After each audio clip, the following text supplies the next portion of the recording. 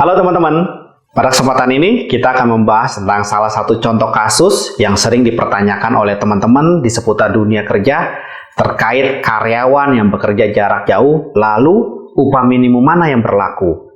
Teman-teman, ini ada contoh kasus. Saya bekerja di perusahaan yang lokasinya di Jakarta. Sifat pekerjaan saya adalah remote working, lalu saya ditugaskan dan tinggal di Yogyakarta.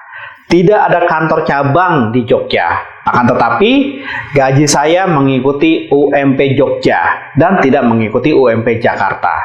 Masalahnya, UMP Jogja lebih kecil dari UMP Jakarta dan saya merasa dirugikan. Nah, teman-teman, bagaimana aturan gaji karyawan yang bekerja secara remote seperti yang saya?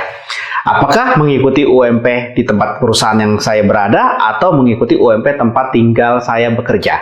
Yuk teman-teman, kita belajar bareng bersama saya Budi di Rewata Channel.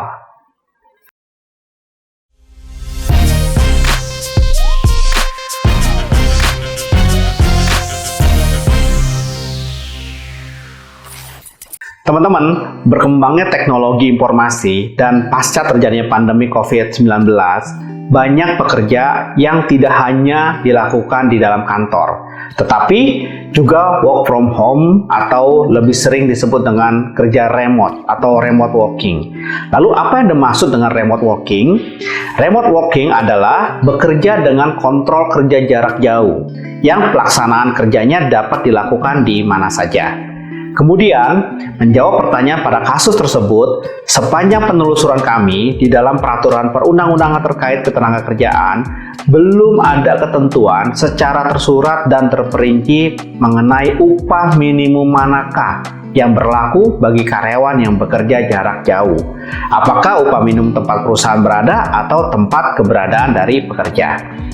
Dalam peraturan perundang-undangan, misalnya dalam PP Pengupahan, pengusaha dilarang membayar upah lebih rendah dari upah minimum.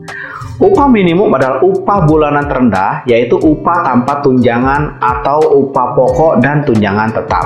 Selanjutnya, upah minimum terdiri dari upah minimum provinsi dan upah minimum kabupaten atau kota, dengan syarat tertentu yang ditetapkan berdasarkan kondisi ekonomi dan ketenagakerjaan. Hal ini juga ditegaskan dalam pasal 81 angka 28 Perpu Cipta Kerja yang memuat baru pasal 88C ayat 4 dan ayat 5 Undang-Undang Ketenagakerjaan yang menyatakan bahwa upah minimum ditetapkan berdasarkan kondisi ekonomi dan ketenagakerjaan berdasarkan data dari lembaga yang berwenang di bidang statistik.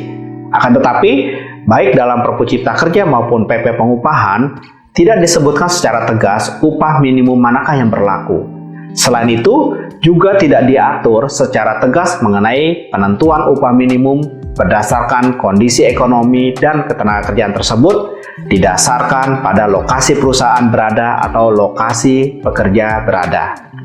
Kami berpendapat dalam menentukan aturan upah minimum mana yang berlaku bagi karyawan yang bekerja jarak jauh ditentukan berdasarkan kesepakatan antara pengusaha dengan pekerja yang dibuat ke dalam suatu perjanjian kerja. Namun demikian, perlu teman-teman ketahui bahwa upah minimum hanya berlaku bagi pekerja dalam masa kerja kurang dari 1 tahun. Sementara bagi pekerja dengan masa kerjanya lebih dari 1 tahun atau 1 tahun, maka berpedoman pada struktur dan skala upah. Maka jika teman-teman sudah bekerja lebih dari 1 tahun, pemberian upah tidak lagi berdasarkan pada upah minimum, melainkan berdasarkan pada struktur dan skala upah yang ditetapkan oleh perusahaan tempat teman-teman bekerja. Nah, teman-teman, sekarang kita coba bahas langkah yang dapat ditempuh nih. Jika penentuan upah yang dilakukan oleh pengusaha atau perusahaan dirasa merugikan, maka teman-teman selaku pekerja dapat melakukan upaya hukum. Perselisihan mengenai penentuan upah termasuk ke dalam perselisihan hubungan industrial, sebagaimana diatur di dalam Undang-Undang PPHI.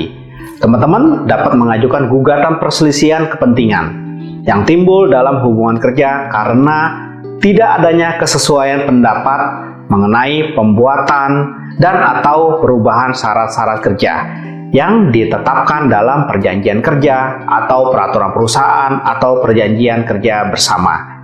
Namun, sebelum mengajukan gugatan ke Pengadilan Hubungan Industrial, teman-teman terlebih dahulu melakukan perundingan bipartit dan tripartit terlebih dahulu. Oke, teman-teman, sampai di sini dulu waktu kita untuk belajar bareng. Semoga hal ini bermanfaat untuk kita semua. Sampai jumpa lagi di sesi berikutnya bersama saya Budi di Rewata Channel. Terima kasih.